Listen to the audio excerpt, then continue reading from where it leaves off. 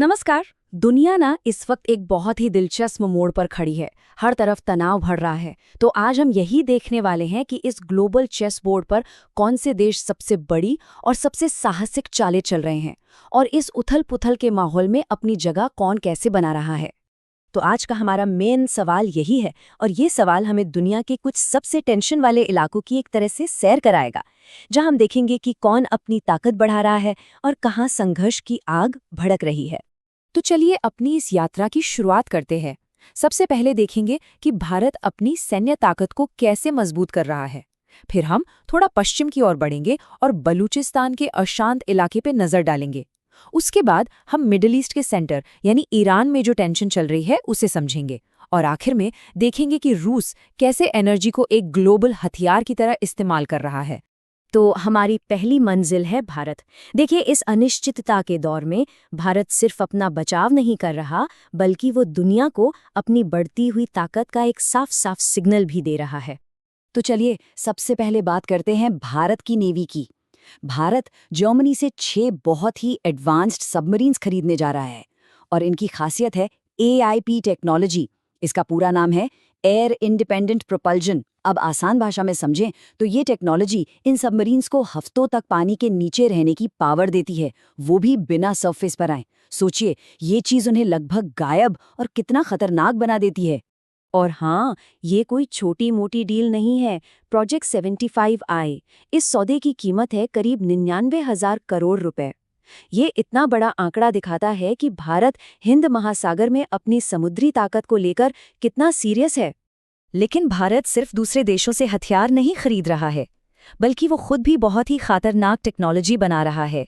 ये 4 भारतीय कंपनियां जो स्क्रीन पर हैं, ये लॉइटरिंग म्यूनिशंस बना रही हैं। अब ये सिर्फ जासूसी वाले ड्रोन्स नहीं हैं, ये तो कामिकेज ड्रोन हैं जो अपने टारगेट पर जाकर खुद को तबाह कर लेते हैं। एकदम सटीक हमला। और सबसे जरूरी बात यह है कि इन सभी प्रोजेक्ट्स में 1000 किलोमीटर तक की रेंज वाले ड्रोन बनाए जा रहे हैं। ये जो लंबी दूरी तक हमला करने की क्षमता है ना, ये भविष्य के युद्ध में एक बहुत बड़ा गेम चेंजर हो सकती है। इससे भारत को दुश्मन के इलाके में काफी अंदर तक हमला करने की ताकत मिल जाएगी।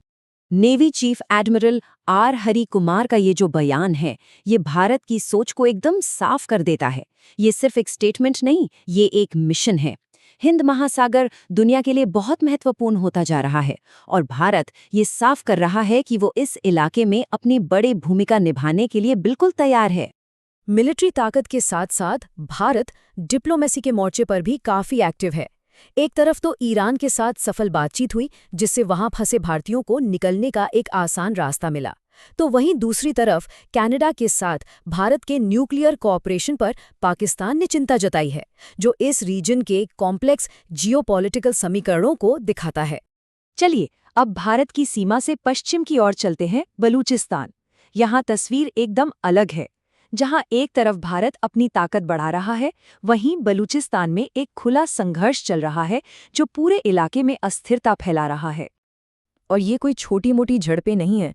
बलूच ग्रुप्स ने एक साथ कई बड़े हमले किए हैं। पाकिस्तानी सेना पर सीधा हमला हुआ, सरकारी इमारतों पर कब्जा कर लिया गया और तो और चीन पाकिस्तान इकोनॉमिक कॉरिडोर यानी CPEC पर IED से हमला किया गया। देखिए, CPEC चीन के लिए एक बहुत ही ज़रूरी ट्रेड रूट है और उस पर हमला होना ये दिखाता है कि ये विद्रोह कितना बड़ा और संगठित है। और इसी लड़ाई झगड़े के बीच ना एक और हैरान करने वाली खबर सामने आती है। आइसिस और लश्कर-ए-तैयबा जैसे टेररिस्ट ग्रुप से जुड़ा एक कमांडर है, शफीक मेंगल। वो पाकिस्तान की एक मेन पॉलिटिकल पार्टी PPP में शामिल हो गया है। अब ये सिर्फ कोई पॉलिटिकल न्यूज़ नहीं है, ये दिखाता है कि उस इलाके में टेररिज्म और पॉलिटिक्स के बीच की लाइन कितनी धुंधली हो गई है और इसके नतीजे कितने खतरनाक हो सकते हैं। चलिए अब अपना ध्यान ईरान पर लाते हैं, जो इस समय ग्लोबल टेंशन का एक तरह से सेंटर पॉइंट बना हुआ है। यहाँ इनकार और अफवाहों के बीच एक बहुत ही हाई स्टेक्स गेम चल रहा है। इस इलाके में जो तनाव और अफवाहें फैल रही हैं, उनके बीच ईरान ने ऑफिशियली उन सारी रिपोर्ट्स को खारिज कर दिया है जिनमें कहा गया था कि उसने अज़रबैजान की तरफ ड्रोन भेजे हैं। ईरानी सेना ने इसे पूरी तरह से झूठ बताया है। लेकिन इस तरह के दावों और जवाबों से ही तो इलाके में अनिश्चितता और बढ़ जाती है। अब इस पूरी तस्वीर को एक ग्लोबल नज़रिए से देखते हैं। क्योंकि ये जो क्षेत्रीय संघर्ष है ना, ये अब सिर्फ रीजनल नहीं रह गए हैं। इनका सीधा असर दुनिया की इकोनॉमी और एनर्जी सिक्योरिटी पर पड़ रहा है। और इस खेल में रूस एक बहुत बड़ा खिलाड़ी बनकर सामने आया है। रूस के राष्ट्रपति व्लादिमीर पुतिन ने एक बहुत ही साफ चेतावनी दी है। उन्होंने कहा है कि अगर ईरान में जंग जारी रहती है तो यूरोप को गैस सप्लाई में दिक्कत आ सकती है। ये बयान मिडिल ईस्ट के संघर्ष को सीधे यूरोप की एनर्जी सिक्योरिटी और इकोनॉमिक स्टेबिलिटी से जोड़ देता है। इससे पता चलता है कि आज दुनिया कितनी आपस में जुड़ी हुई है। तो आज की इस पूरी चर्चा से 3 बातें साफ होती हैं। पहली, भारत अपनी मिलिट्री और स्ट्रेटेजिक ताकत को तेजी से बढ़ा रहा है। दूसरी, बलूचिस्तान में जो अस्थिरता है वो एक बहुत गहरा और गंभीर संकट बन चुका है। और तीसरी, जो सबसे अहम है, कि आज की दुनिया में एक कोने में लगी आग पूरे विश्व की एनर्जी और इकोनॉमिक सिक्योरिटी को खतरे में डाल सकती है। और आखिर में हम इस एक सवाल के साथ आज की बात खत्म करते हैं। जैसे जैसे दुनिया भर में टकराव बढ़ रहा है, देशों का भविष्य क्या उनकी मिलिट्री ताकत तय करेगी या फिर स्मार्ट डिप्लोमेसी और स्ट्रैटेजिक पार्टनरशिप? इसी सवाल का जवाब आने वाले वक्त को आकार देगा।